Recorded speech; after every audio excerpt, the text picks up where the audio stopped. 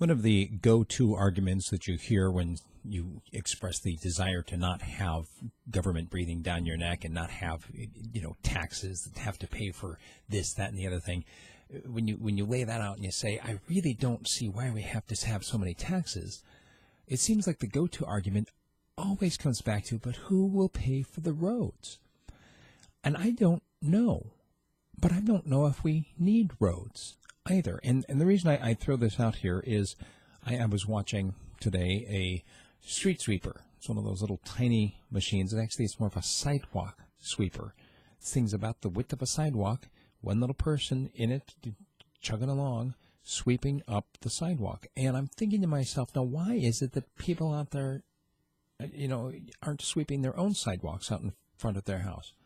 Well, it's because they're already paying taxes for this person to spend their day sweeping the sidewalk with this fancy little machine, which I don't know the exact cost of this model, but I did a little searching around and I saw price tags anywhere between $12,000 and $35,000, depending on whether it's new or used or which brand they got and how reliable it is and how much maintenance goes into it. I mean, you think about the kinds of equipment that city governments, in this particular case, the city of Fairbanks, but any governments, I mean, the equipment that is purchased using taxpayer money to go out and fund a position using taxpayer money, paying someone to basically do something that anybody could do, and in fact, most people probably should do.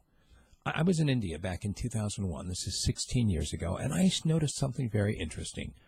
All of the shops had nice little front areas that were perfectly clean.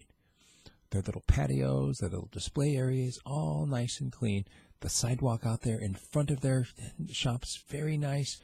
And all of their junk was swept right out there into the street. The street was a mess. I mean, it was literally a mess. There were pigs walking up and down the street eating the garbage that people were throwing out there. Obviously, other animals, people wading through the garbage in the middle of the street. And I was kind of confused as I'm sitting here looking at it. Why is it that the shop owners felt this sense of pride taking care of the area in front of their store and yet felt absolutely no compunction about just throwing the garbage out there into the street? Because it's not their street. It's the tragedy of the commons. Once again, you see, if we take care of our own private property, but somebody else is supposed to take care of what's out there, well, who's going to do it? You've heard this thing before. There's a job that anybody could do. It's everybody's responsibility, but nobody wants to do it.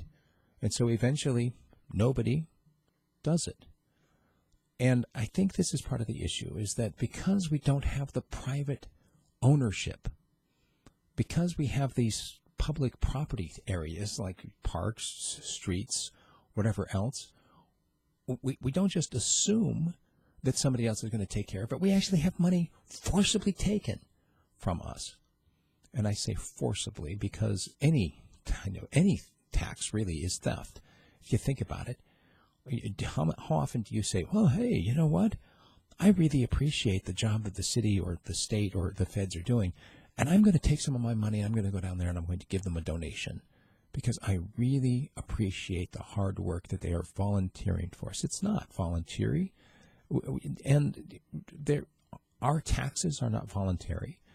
And a person who is making their living, whatever they do for the government, whether they're sweeping a sidewalk or whether they're serving as a policeman or whether they are an elected official, their position is being funded by money that is essentially stolen. And I think that instead of asking who would pay for the roads, the better question would be, do we need the roads? That's my 2 cents. Love to engage you on this. Send me an email, steve@radiofreespeech.com. Thanks.